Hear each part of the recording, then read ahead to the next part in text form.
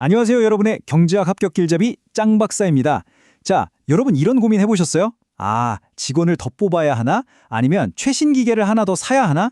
이게 그냥 사장님들만의 고민 같죠? 아니에요. 바로 이 질문에 대한 해답의 열쇠가 오늘 우리가 배울 장기 생산 함수에 고스란히 담겨 있습니다. 시험에 무조건 나오는 이 핵심 개념, 오늘 저 짱 박사랑 같이 완벽하게 끝내버리자고요. 자, 오늘 우리가 함께 정복할 내용들입니다. 먼저 등량 곡선이 도대체 뭔지 그 정체부터 확실하게 알아보고요. 그 다음에 이 곡선이 가진 절대불변의 법칙 4가지를 파헤쳐 볼 겁니다. 그리고 오늘 수업의 하이라이트죠. 한계 기술 대체율의 비밀을 완전 정복하고 마지막으로 시험 단골 손님인 특별한 형태의 등량 곡선까지 만나보면 오늘 수업은 완벽하게 마스터. 준비되셨죠? 그럼 바로 출발합니다.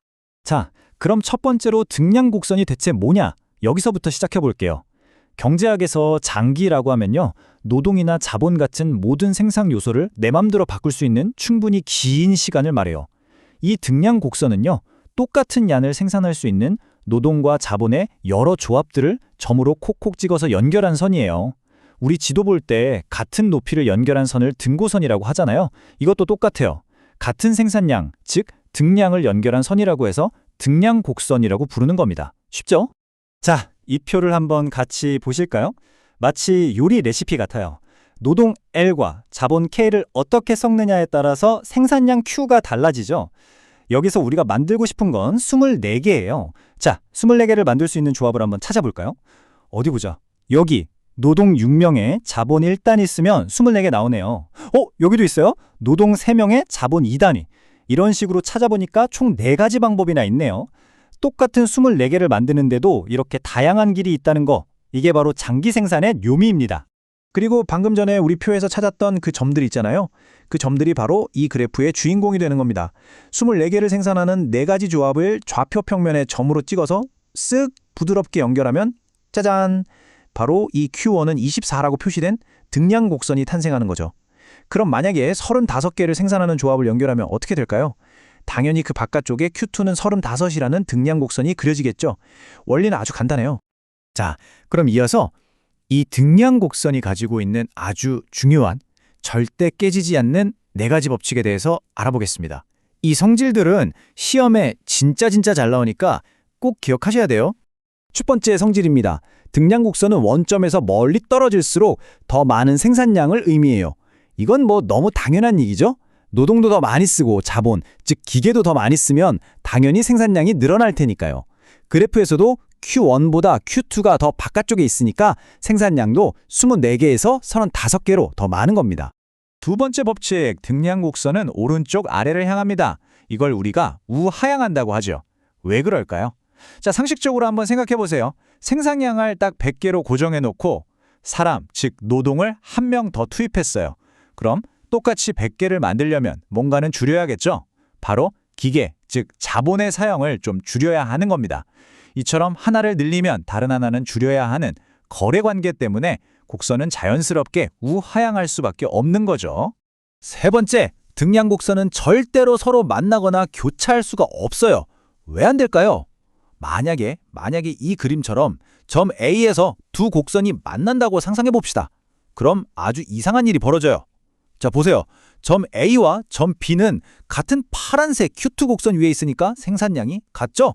그리고 점 A와 점 C는 같은 분홍색 Q1 곡선 위에 있으니까 이 둘의 생산량도 같아야 해요. 그럼 뭐예요? A를 통해서 B와 C의 생산량도 똑같다는 이상한 결론이 나오잖아요.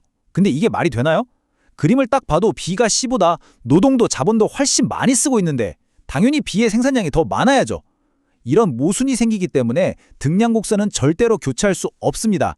마지막 4번째 성질입니다. 등량 곡선은 일반적으로 원점을 향해서 배가 볼록 튀어나온 모양을 하고 있어요.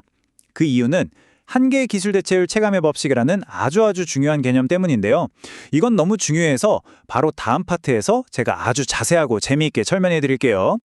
자, 드디어 나왔습니다. 등량 곡선 파트의 하이라이트, 한계 기술 대체율입니다.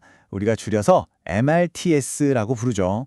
이건 도대체 저 등량 곡선의 기울기가 뭘 의미하는지에 대한 이야기입니다. 여러분, 등량 곡선의 저 기울기, 그냥 뭐 기울어져 있나 보다 하고 넘어가면 절대 안 돼요. 여기에는 아주 중요한 경제학적인 의미가 숨어 있거든요. 과연 뭘까요? 우리 함께 그 비밀을 한번 파헤쳐보죠. 한계기술 대체율, 즉 MRTS라는 건요. 똑같은 생산량을 유지하면서 노동을 한 단위 더 쓸 때 자본 K를 얼마나 포기해야 하는지를 나타내는 비율이에요. 말이 좀 어렵죠? 쉽게 말해서 노동과 자본을 서로 맞바꾸는 기술적인 교환 비율이다. 이렇게 생각하시면 편합니다. 자, 여기서 제일 중요한 포인트, 바로 이 수식입니다. 이건 그냥 별 5개짜리예요. 무조건 반드시 암기하셔야 합니다. MRTS는 등량곡선 기울기의 절대값인데요. 이게 뭐랑 똑같으냐? 바로 노동의 한계 생산, 즉 MPL을 자본의 한계 생산, MPK로 나눈 값과 같습니다. 쉽게 말해 노동의 힘을 자본의 힘으로 나눈 거죠.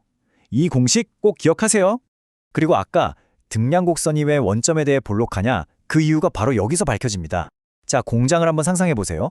공장에 로봇, 즉 자본은 100대인데 사람은 딱 한 명 있어요. 그럼 이 사람 한 명이 엄청 귀하겠죠?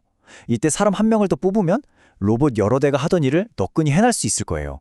즉, 노동이 귀할 땐 그 가치가 커서 많은 자본을 대체할 수 있다는 거죠.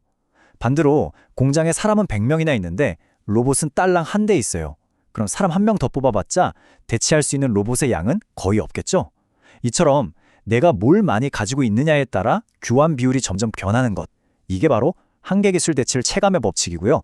이것 때문에 등량곡선이 저렇게 아름다운 볼록한 모양을 갖게 되는 겁니다. 자, 지금까지는 아주 일반적인 경우를 봤고요. 이제부터는 시험에 단골 손님으로 등장하는 아주 특별한 2가지 형태의 등량곡선을 살펴보겠습니다. 말 그대로 양극단에 있는 사례라고 할 수 있죠. 첫 번째 특수 사례는 바로 이 L자 모양의 레온티에프 등량곡선입니다. 이건 두 생산 요소가 완전 찰떡궁합, 환상의 짝꿍일 때 나타나요. 예를 들어서 잔디 깎는 기계 한 대에 인부 한 명처럼요. 자, 생각해보세요. 기계는 한 대인데 인부만 10명으로 늘린다고 생산량이 늘어나나요? 아니죠. 여장이 기계 한 대만큼의 일밖에 못해요. 반대로 인부는 한 명인데 기계만 10대로 늘려도 아무 소용 없습니다. 반드시 1대1 비율로 함께 늘어야만 생산량이 계단처럼 껑충 하고 뛰어오르는 거죠. 그래서 이렇게 딱 직각 L자 모양이 되는 겁니다. 두 번째는 정반대의 경우입니다. 바로 우하향하는 직선 모양인데요. 이건 두 요소가 완벽하게 서로 대체가 가능할 때 나타나요. 예를 들면 음료수 만들 때 설탕 대신 사카린을 넣는 것처럼요. 만약 설탕 1g이 주는 단맛이랑 사카린 0.1g이 주는 단맛이 똑같다면 이 10대 1이라는 교환 비율은 절대 변하지 않겠죠? 바로 이 교환 비율, 즉 MRTS가 항상 일정하기 때문에 등량곡선의 기울기 역시 변하지 않고 쭉 뻗은 직선이 되는 겁니다. 자, 이 슬라이드를 보시면 방금 배운 2가지 특수한 경우가 한눈에 딱 비교가 되죠? L자형 레온티에프는 대체가 아예 불가능하고 MRTS는 0 아니면 무한대가 됩니다. 반면에 직선형 완전 대체는 대체가 완벽하게 가능하고 MRTS는 항상 일정합니다. 시험 보기 전에 이 표 하나만 딱 기억해도 든든하겠죠? 자, 이제 오늘 배운 내용들 중에서 시험장에 들어갈 때까지 절대로 잊어서는 안 될 핵심 내용만 다시 한번 콕콕 짚어보겠습니다. 자, 오늘 배운 내용 머릿속에 완벽하게 각인시켜 봅시다. 첫째, 등량곡선이란 동일한 생산량을 위한 노동과 자본의 조합. 둘째, 불변의 4대 성질. 우하향하고 교차하지 않고 원점에서 멀수록 생산량 증가, 그리고 원점에 대해 볼록. 셋째, 제일 중요했던 MRTS.